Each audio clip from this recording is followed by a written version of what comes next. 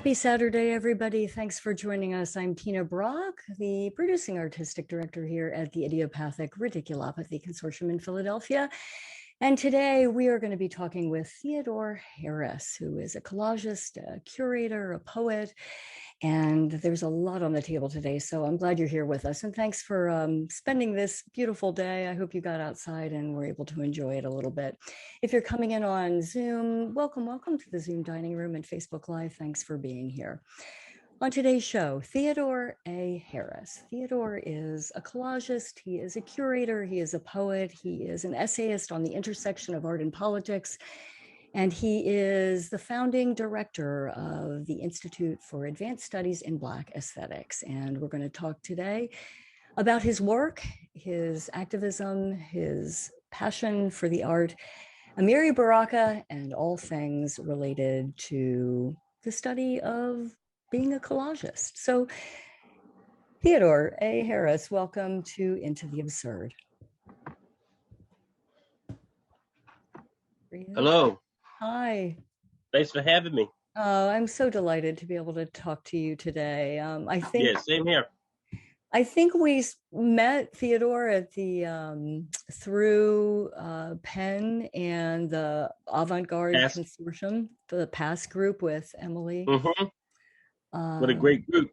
Yeah, and so we've gotten to know your work just a little bit more, and I think I want to start today by just talking a little bit about process and this art of being a collagist. And I know that you know, through your friendship and association and collaborations with Amiri Baraka, he describes your work as truthoscopic, and I wonder if you could speak a little about what that means to you. Well, I had never heard the word before, so I read it in the essay that he wrote about my work. And so truthoscopic, I see it as, you know, I never asked him, but when I break the word down, I'm thinking of a microscope. I'm thinking of a telescope. Somebody's trying to find something, trying to get to see the most micro in some evidence, trying to find truth through vision. So hence the truthoscopic,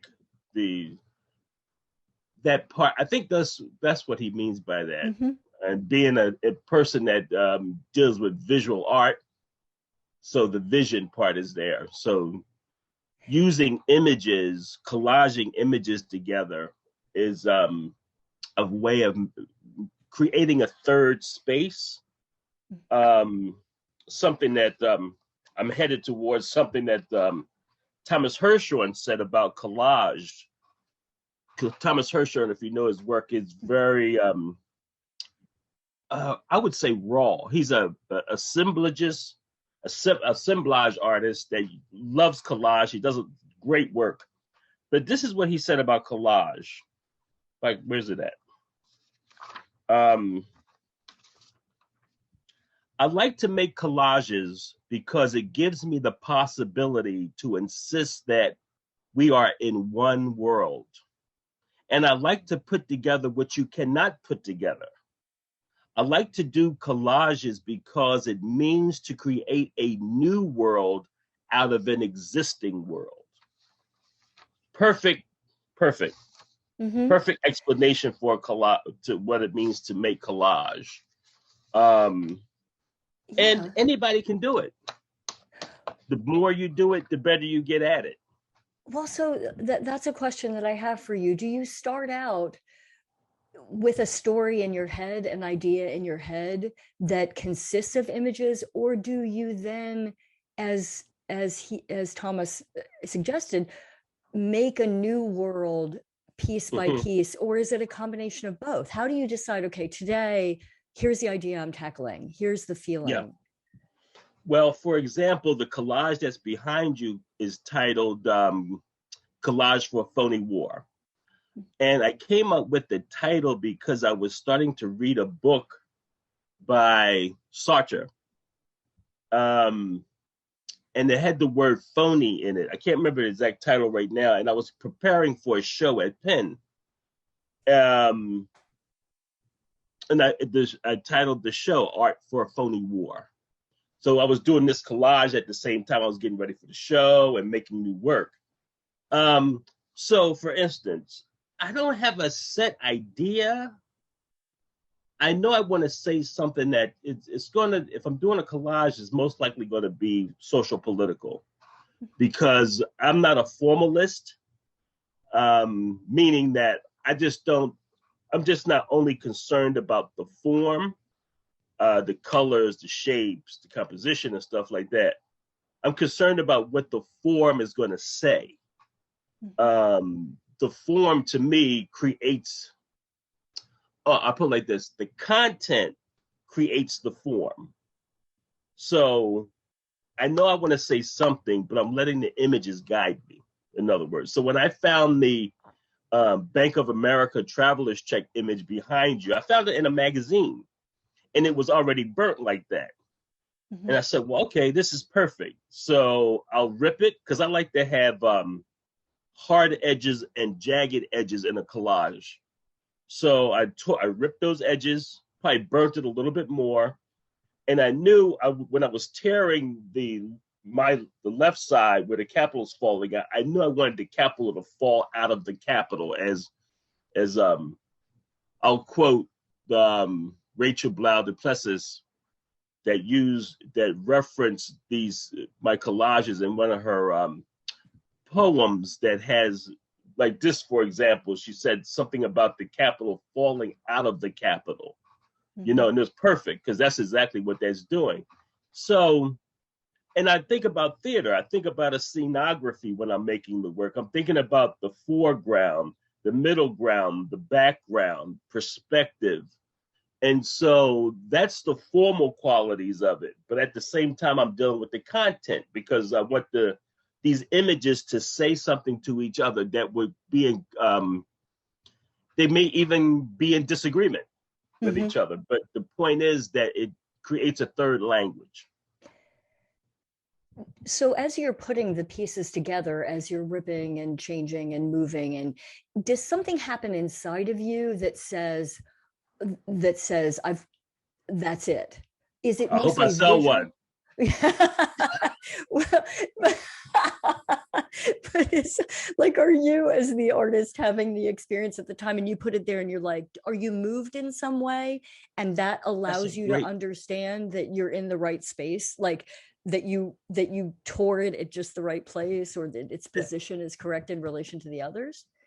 That's a great question, because I do get a certain feeling, and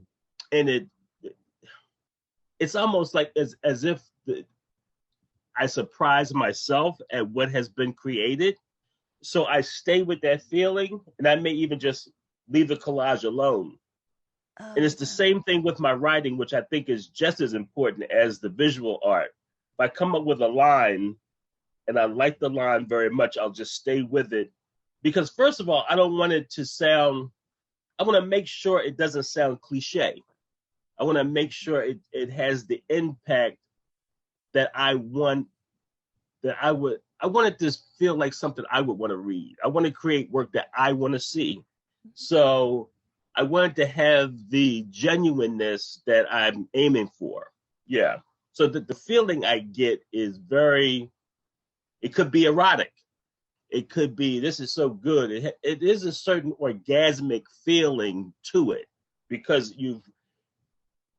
your brain is going in such a way that you are trying to reach a certain climax aesthetically. Mm-hmm. Yeah. First time using sexual references with art in my life, but there you go. It's the truthoscopic part of it, right? There you go.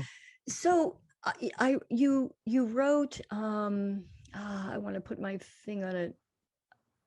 Right here. And now I've lost it. Well, the idea was, I have a bunch of stuff. The idea was that what is the experience that you are hoping for when someone comes into the work? Because it's quite powerful, very affecting. And I guess I wonder how you're hoping the experience changes someone. Uh-huh. You talking about the audience? Yeah, the audience, Okay. well, yourself or the audience, either one. Yeah. Well, I think with myself, that's kind of what I just said is basically Hmm. how I feel about it. I had in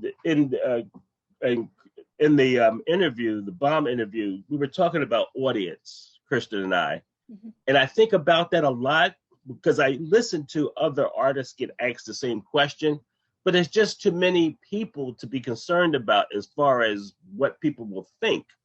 Critics, art historians, art lovers, blah blah blah. But what I do think about is what they should be thinking about is um, I'm going to definitely try to make the best work I can. Hmm. So when you come into the exhibition, before you get there, you should be rooting for me to have tried to make the show as best I could. The work, the quality of the work be as high as it could be. So with the audience, I want the audience to know that, and they should be rooting for me. They should be rooting that I'm, doing the best I could, um, and that I want to lead them, bring them in, but then let them go. Also, yeah. I hope that makes sense. It does. It absolutely does. Maybe it's a good time to look at some of the work and have Okay. you talk about it a little bit so we can get a Mm-hmm. broader sense. And I think the Yeah. first is the book Yes. that you did in connection with Amiri Baraka, Right. Our Flesh of Flames. Our Flesh of Flames. Yeah. Well, Baraka, just to kind of condense our history a little bit, I had met him officially um, in person in Philadelphia at Borders Bookstore when Borders used to be on 18th and 18th and Walnut. I Walnut, think yeah. Lamont Steptoe introduced us, and I knew I was going to meet him, and I had been reading his work and and studying him. And I had brought some Xerox copies of my collages for him to see. And so after he did his reading, I gave him the work. He said he was interested in looking at it. And then I think I saw him again when we went to his house. I think that's what happened. Fast forward, he started to use my work in his journal called Unity and Struggle. And but then I was watching TV one night, and it was this show on starring Delroy Lindo when he was playing Clarence Thomas. I remember this like it was yesterday, and something came to me and said, "You better work on a book with Baraka." I said, "Oh." I called him up. I said, "Look, I want to do. Let's talk about doing a book together." He said, "Okay, sure." I went over his house that night. And now I'm leaving Philly. I'm going over there just to talk about this book. And I think what he thought I wanted to do was the typical thing, which is to illustrate his text, illustrate a text of poetry or it could have been a short story or something like that, or a novel, whatever. No, but I said to him, I don't want to do the ordinary thing. What I want to do is see if I want to give you some work and have you write to the work. But the main thing I want you to do is to write an essay about the work, write an essay, but then to write about each one, whatever order you want to do it. Oh, he said, "Oh, okay, that's cool." So he did that.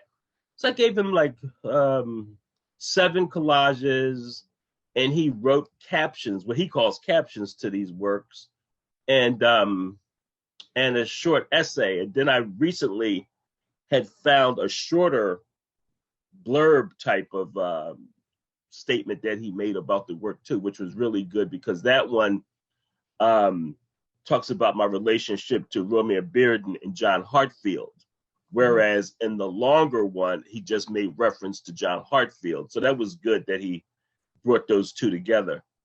So when I finally got the text, got the captions back, he wrote everything in his in longhand, and so I had to transcribe it, which was hard because his writing is so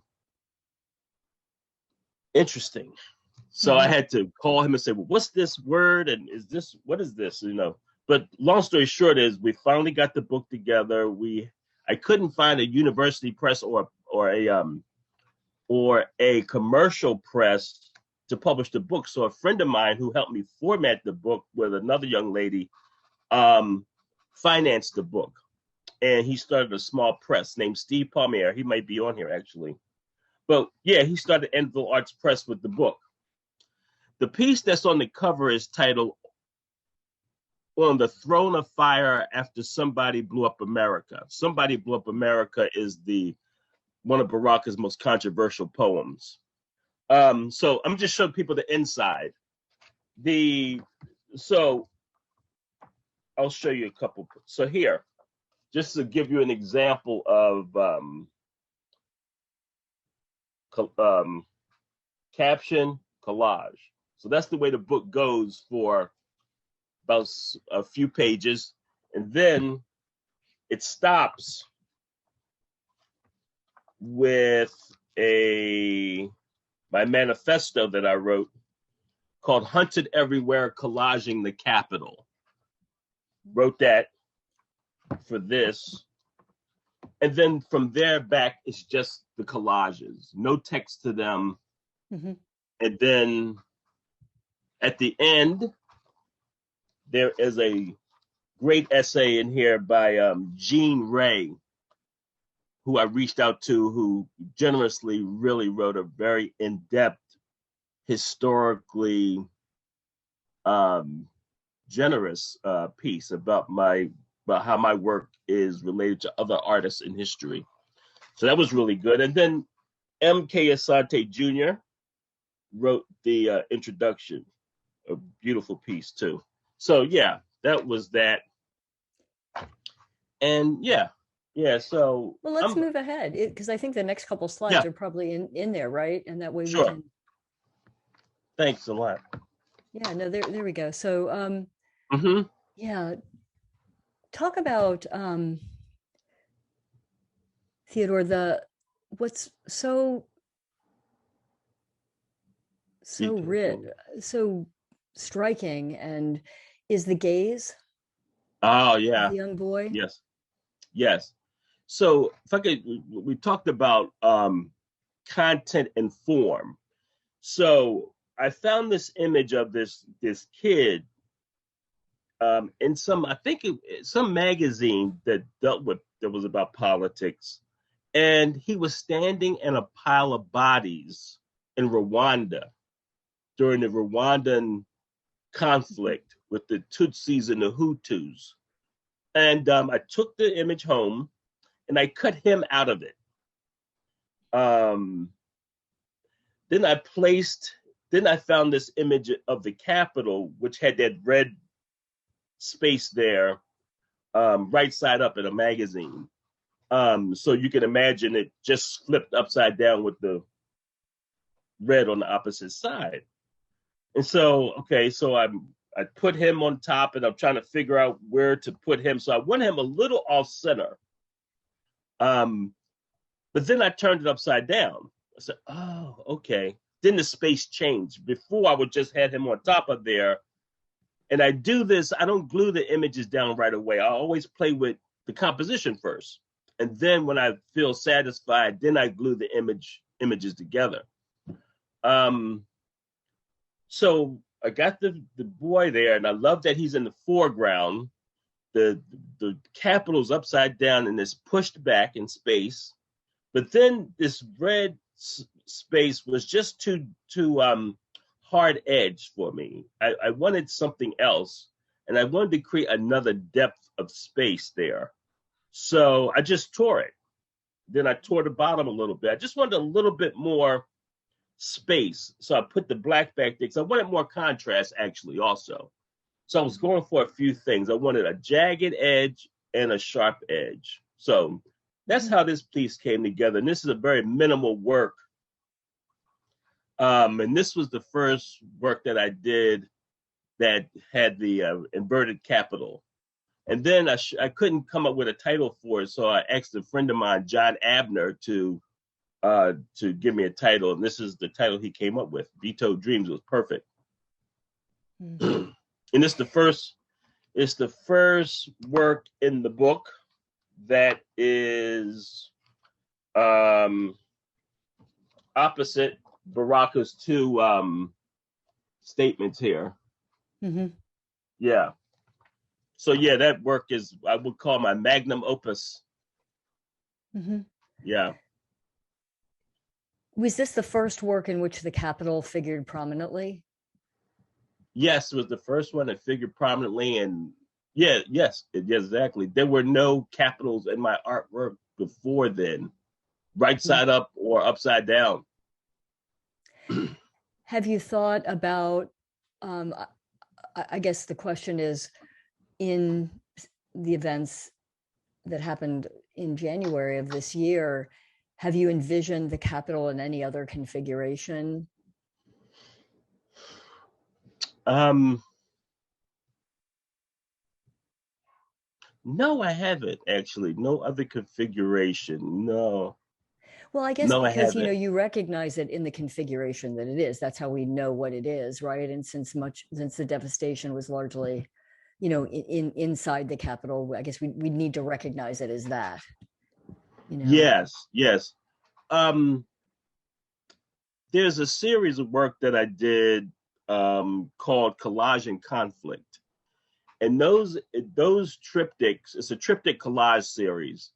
But in those pieces, there are images of the paintings that are in the Capitol Rotunda in those pieces. So, mm-hmm. And then in those pieces, there are soldiers in the foreground, just like you see the soldiers now in the Capitol to protect the Capitol. There are soldiers in this piece too, in the foreground in front of those paintings. So I Xeroxed those paintings, put them in the panels of the triptych. And I did this in the 2011, something like that. So I'll show you some of those sometimes too, at some point. Yeah. Let's move to the next one. Okay. This is the one that I'm actually sitting in front of today, right? Right. Yes. So this is a good example again of, playing with, like I was saying before, the soldier. When I saw those soldiers carrying each other, it was perfect for the foreground. Mm-hmm. The image of the protesters wearing the skeleton costume. They had bars in front of them. I just made the bars darker. That's all. Mm-hmm. Yeah. How many layers does this one have in it? This is a mixed media piece. So it's paper collage, newspaper magazines with crayons. So the blues and the purples and the dark blacks are the crayons, the oil sticks. Oh, that's an oil stick. Yeah, the oil sticks, right. Yeah, you can see the texture of it and did you go in with that last after? I think so. I think after all the paper was laid down and that torn little section on the bottom where you see the strikes. Mm-hmm. Yeah, that after all that was done, then I think I did go into it with the crayons. Build up the surface with some texture. Mm-hmm. It feels, because it is, right, so contemporary and so right now. Do you feel like the events of the last 6 months have sparked some thoughts in your head about new works? New work, yes. Yeah, I've been writing. I tend to write and make visual art at the same time because they're informing each other. I am writing some ideas down, but they're for a series that I'm working on called The Centaur, Conscientious Objector to Formalism. So some of these ideas may not turn into collages, but they're going to turn into work for this particular series that I'm working on. Well, let's go to the next one, because I think that slide directly speaks to that. Oh, yeah. Yeah. So this work is titled After David Craven. And David Craven was a art historian who taught at the University of New Mexico. And David, I got to know him because when this book was first, Our Flesh and Flames was first put out, he was one of the people that I sent it to on a whim, because I had been following his work and reading his work for a long time. And we actually used his books on the Mexican mural movement for the murals, for the Anti-Graffiti Network mural arts program. So I had been familiar with his work and reading his work, and I loved his what he taught me through his scholarship. So I said, well, if I'm going to, because see, my thing was when this book came out, only about 360 were made. So I wanted to take advantage of trying to get them in the right hands. So he's one of the people I just sent one to. It took a while for him to get in touch with me. So I called him and asked him, did he get the book? He said, yes, he loved it. And he was going to write about it and do all this other stuff. And that's how our relationships began. Fast forward, he writes this piece. He publishes it in a journal called Third Text for their 100th anniversary issue. And then David passed away, and his mentee, Brian Winkenwetter, did a book of his collected writings, and the piece that David wrote on me and Shepard Ferrier is in that book. So, I've got to know Dave, I'm getting to know Brian, and he teaches, which was then called Linfield College, which is now Linfield University. So Brian asked me, did I want to do an exhibit there? They have a really nice gallery. And I was like, sure. So when I was thinking about what type of show I wanted to do, I decided to dedicate it to David, make a project out of it, not just keep showing my same work and all that. I thought that he deserved, because me and Brian have this connection, that was his mentor, and I have a connection with him. I thought I'd do something special. So what I did was I did this project where I went back and read David's work, his writings, the writings he wrote on other critics, art historians, and other artists, and grabbed what text I could from there for the series. So each one of these pieces, and this is this work I was talking about, that's in the series, The Centaur, where you have a text and it's always juxtaposed to one image, which is the syndics, the sampling officials of the Amsterdam Drapers Guild, that's on the Dutch Master cigar box. So it's always juxtaposed to that image. The way the image looks here is I ghosted it. I take most of the color out and you get this ghost-like image. And that ghost-like image is a reference to the ghost of art history. So when you see it as the painting with the color, that's one thing, but now you see it like this, which is ghosted, as I call it, but like to think of it as, I'm thinking about the ghost of art history. So there's a lot to this, but I'll read a little excerpt of what the series is about. I think it condenses it more, it makes more sense. Yeah. Let's bring you back up too, so we can. Okay. Good. Yeah. The Centaur, Conscientious Objector to Formalism, is a series of minimal image and quotation-based works that uses poetry to confront mainstream art criticism and art history. to look beneath the surface politics of aesthetics and formalism in a presentation of art that is not self-referential, or to put a black face on the art history of imperialism. Formalism functions as the cosmetics of art criticism, like aluminum siding on a slumlord's property. It is an attempt to disguise what is crumbling beneath the surface politics of its proselytizing church bells, ringing in the mega church/museums and galleries where there are more black bodies guarding the white cube than exhibiting in it. What marginalized artists know is that canon formation is a battlefield and critical art is the weapon. In the crossed out words of Basquiat, to repel ghost. So each series of work that I do, I write a manifesto. And that's a habit I got into because of I contributed some work to a book that Howardina Pendell, the artist Howardina Pendell, had edited on Carol Walker. And so I made a piece for this book. She asked me, did I do anything on Carol Walker? I said, I had some ideas. I made a piece.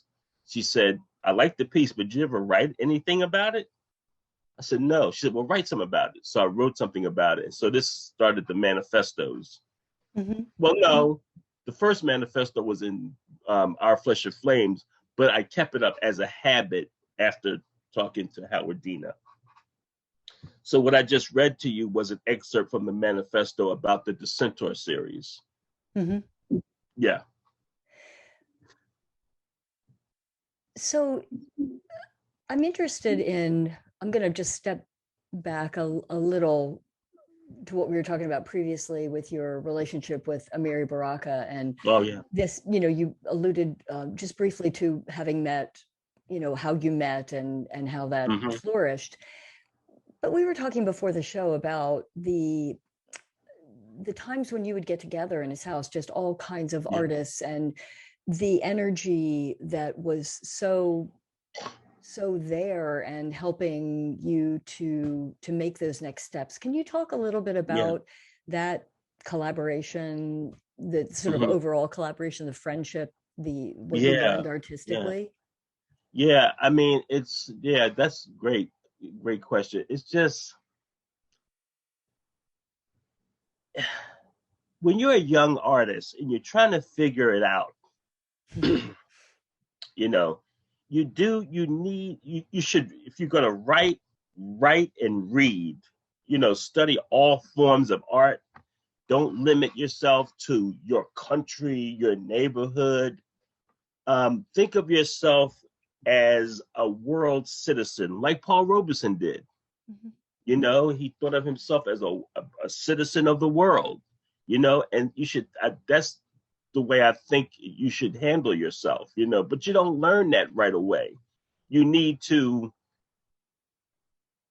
be mentored through the person's work. If you don't know them personally, the more you study their work, their habits, how they worked, what did they focus on, how did they get to where they got to, their struggles.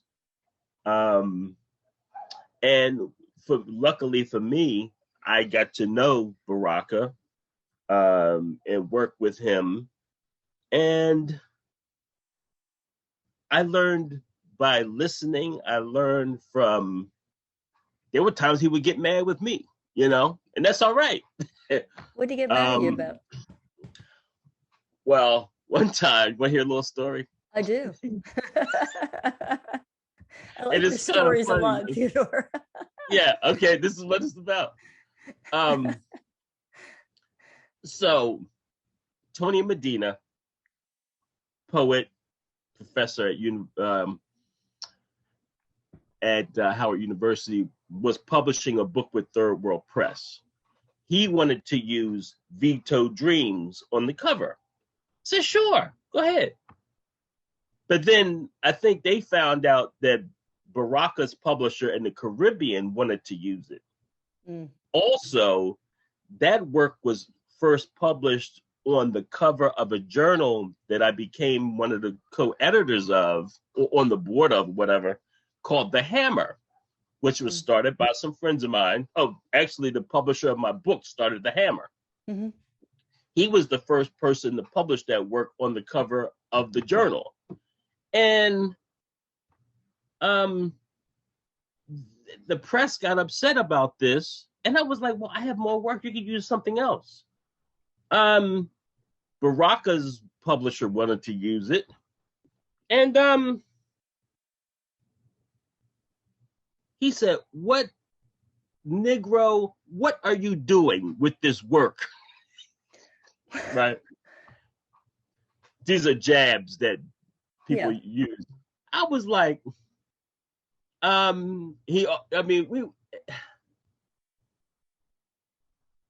what he came to find out was all these people wanted to use this work, but what they weren't doing is looking at other work. Mm-hmm. And he even said to them, look, he has other work you can use. And so his publisher didn't use the work. So fast forward, a few years later, we all go down to the reparations march in DC. I run into him. He pulls out a chapbook that he made about reparations. The book that he published with his Caribbean publisher was called The Essence of Reparations. This was a scaled down version. And guess what was on the cover? Veto Dreams. Right. He said, look, man, I had to use it. You want how much money do you want? I said, give me $65. He said, okay. And sign this paper too. Sign it now. Said, yeah. But I think there's a really, I don't know, was the lesson in there that, like, make sure you're not like, your talent's there. You have a lot of other sort of, you have a lot of other avenues. Make sure that people are seeing that as well. Is that fair to say? That he was trying to mentor you on that. Yeah, I got some stories. But see, what these people don't realize is this. There is a fee and a contractual thing that goes with using work on a cover. So if you want to use a work of mine, there's a fee. But if you're not going to get crazy about it and try to say, look, I don't want this work on anything else. Well, I'm not going to let you do that anyway. This work is not going to go out of circulation because your book may only get one printing. Mm-hmm. So my work is out of circulation, and because your book only had one printing. So that's not the purpose of this work. The work is, I don't care how many book covers it's on. It's about the message in the work. It's about what the work is trying to say. And I understand authors want to have a unique, they want their books to look unique. But if this collage is on a book of poetry, and if it's on a book of essays, and it's on a novel, and it's in a theater production, people aren't stupid. They know a book of poetry from a book of essays. If that's it, have we become that anti-intellectual? We don't know what a poem looks like from an essay. I mean, one of my examples is this: Guernica, Picasso's Guernica, right? People have used that image on books about crimes against humanity, politics and art, all types of subjects that work has been used for. Do you think Picasso would say, no, you let people tell him they can't use his work for only one thing? You only can use that for one thing? No, it'd be ridiculous. Yeah. If you want to take a work out of circulation for a little while, then you got to pay a fee for that. I'm interested in that, but not just, use it and it's a one-shot thing. No, that's not cool. Yeah. I see the, I'm going to bring there's a bunch of questions over here, Theodore. So, okay, sorry if I went a little long with that. No, not at all. I love your stories. from Rachel. Can you talk a little bit more about working with Fred Moton in the same ways you talk about Baraka? Differences in your work with them, differences in their perspective? Oh, that's a good question. I think I had been coming across Fred Moton's work, and I had came across it because one of the publications was Callaloo. It's a African diasporic journal published by Charles Rowell, and they had published an excerpt from Our Flesh of Flames in there, and Fred was also in that same issue. And so when we finally met, I forget where we finally met in person, but he had known about my work. I knew about his work, and he said he was working on this book, and a chap book called "I Ran from It, but I Was Still in It," which is a line from a pastor, if I remember correctly, who was in New Orleans during the Katrina, and he was talking to his congregation about being in the flood. He said, "I was running from it, but I was still in it." So that's where that line comes from. Working with, it was relatively easy. He chose the pieces that he wanted. I sent them to him. His publisher and him decided on the work, and they put it out. The difference with that, him and Baraka, is Baraka and I, we traveled with this project also. We exhibited it. We gave lectures from it. And one of the first places we did that was at Haverford College. If you go online and you type our names in, Haverford College, you'll see the presentation we delivered from the project. And that was way before it was even a book. Mm-hmm. Thanks for that question.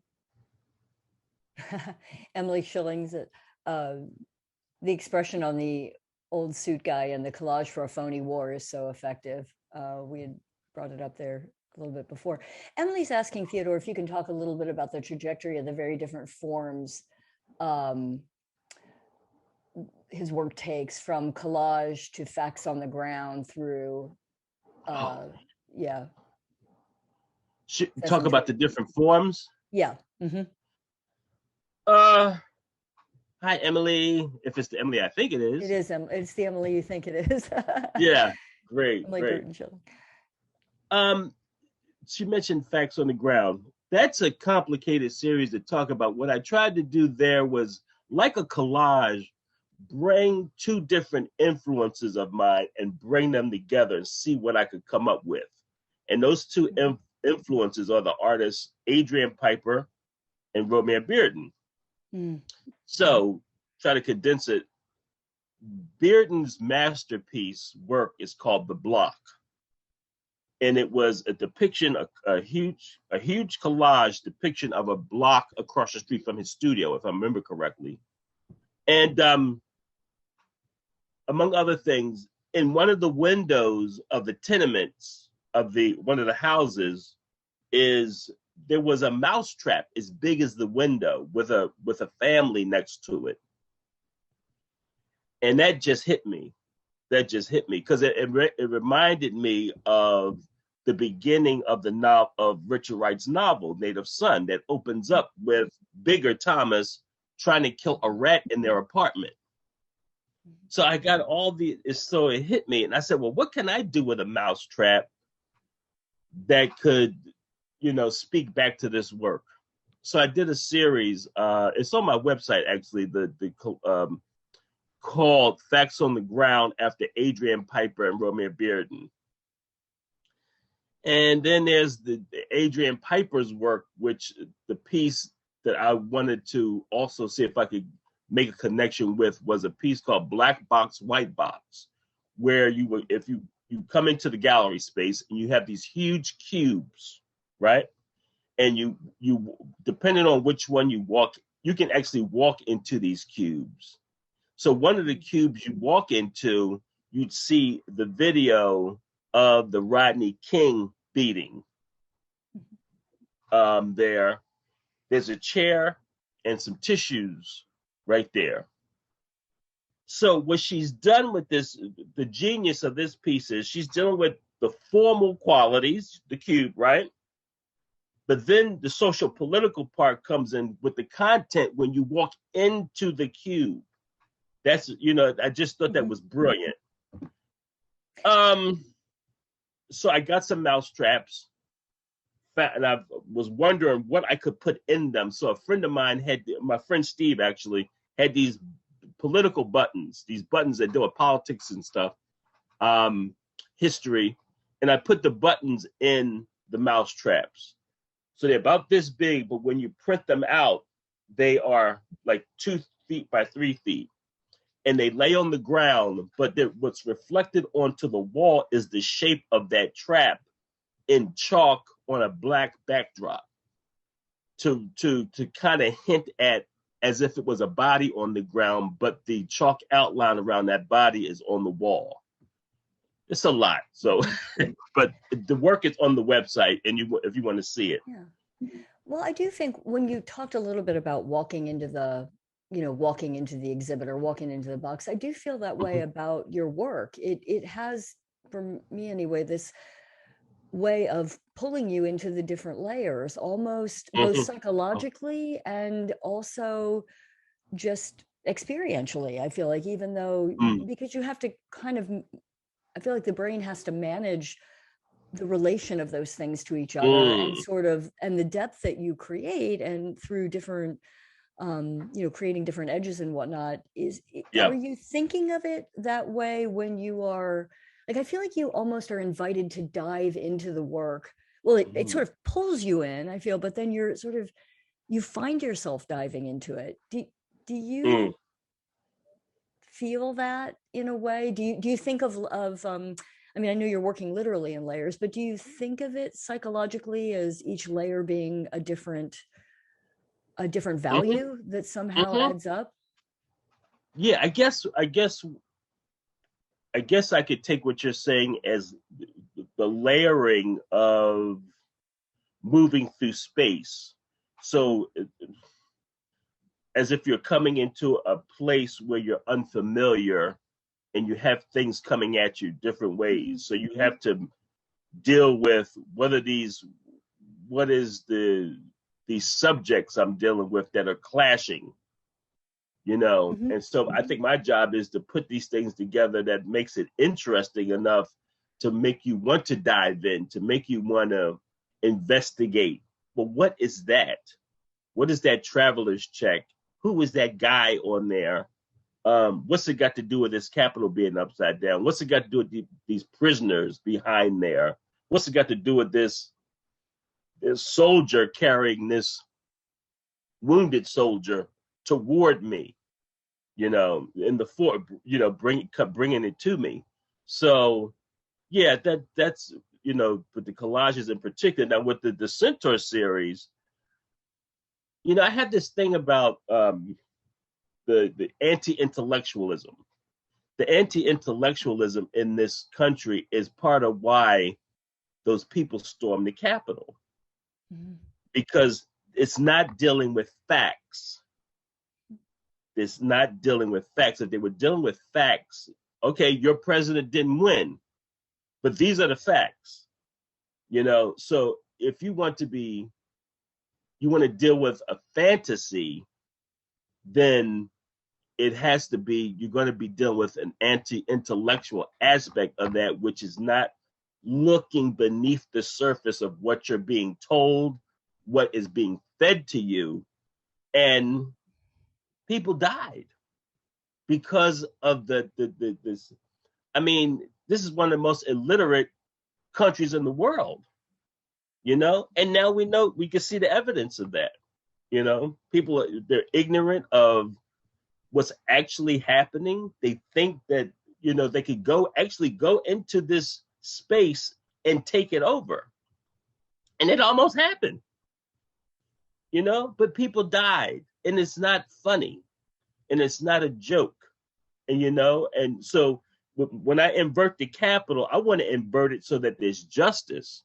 They want to invert it just to get their way. I'm inverting it to critique what is patriotism. This is, some people would think this is not patriotic, me turning the Capitol upside down, but that's the height of patriotism, to critique where you live. How to raise the question of how to make life better for most people that live here. So not just the 1%. So, what ideas are brewing for you right now? Both perhaps brewing. Either in essay or in, it just seems like, yeah, what's the thing you're dying to make happen? Well, I just came up with something yesterday. Disco ball aesthetics. I don't know what it means yet, but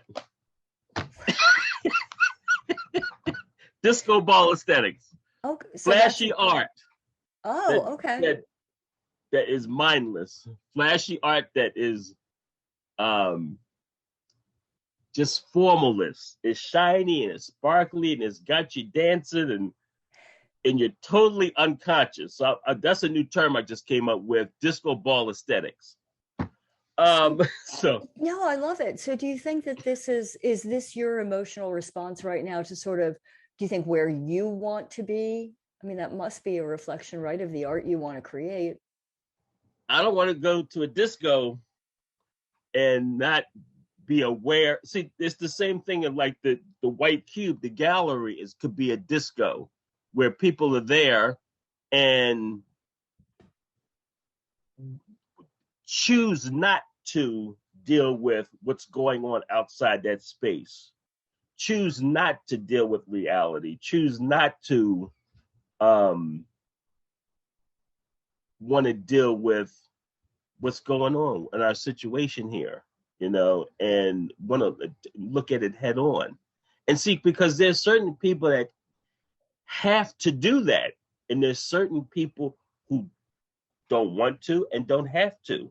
But there's people suffering, because of their lack of empathy. So those are the things I'm always thinking about, and especially now with this. I mean, Veto Dreams is so ironic because you have the mask on with this kid who was standing in a pile of bodies in Rwanda.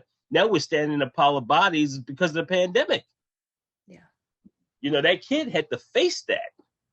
And he's got the makeshift mask on because of the stench of the bodies. And here we're in denial of the bodies. People walking around in some kind of another world. We're all in the same space, but we're in different worlds. It seems to me, I mean, it's just amazing that people won't wear a mask, but they'd rather go put somebody's life in danger. So it's a lot to it, but yeah. Yeah. Yeah. But I hope I answered your question. You did. I like this idea. You just make that up on the spot, disco ball aesthetics? I thought of it last night as I was thinking about today, and I'm always writing something down. Something came to me, and I just wrote that down because it sounds so bizarre, which is why I like it. But it makes a whole lot of sense, doesn't it? I don't know. I guess I was thinking about Saturday Night Fever. I don't know. Yeah, and just a sort of abandon and a sense of like, if I just look at the spinning object, the shiny spinning object for long enough, I can forget that. Exactly, sort of hypnotic and just right. Yeah, it does. Like a carrot in a stick. Yeah, it really. Oh, that's a piece. Yeah, I think there might be something to that. Yeah, there's definitely something to it, but I think I would love to see where you take that. I'll build on it. Yeah.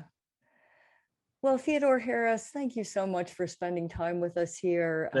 I look forward to seeing more of your work. We're going to make sure that in the chat, we post all of the links to the interviews that you did for BOM. And such a pleasure to get to know you a little bit better. Thank you. Today. Yeah, we'll have you back when the disco part when the disco ball It's drops. reality, and that's the next phase of our trying to. And I want to see where there's. It seems you have a lot to work with. Yeah. Thank you so much. Both internally and externally. Thank you so much. Yes. Well, yeah. Thank you. And Bye-bye. thanks to you for joining us here today. And if you're around next Saturday, and you can come on inside at 5 p.m., Dr. Marcia Ferguson is going to be here. Dr. Ferguson also over at the University of Pennsylvania. She's teaching in the theater department there, and she's an actor, a director, done all kinds of work here for theaters in Philadelphia and around the country. And we're going to talk to her about her multidisciplinary approach to the work that she does, and have a conversation about what it's like to be a theater maker, director, and be in that environment teaching now during the pandemic, and the many projects she has on the table. So we hope you'll join us next Saturday at 5 p.m. and in the week ahead, hoping that you're able to get a vaccine, get out there and get some fresh air and some sunshine, keep your mask on, take care of each other. And thanks so much for being here. On behalf of IRC, thanks to Erica Holscher and Bob Schmidt for helming this boat tonight. And we hope to see you next week. Take care.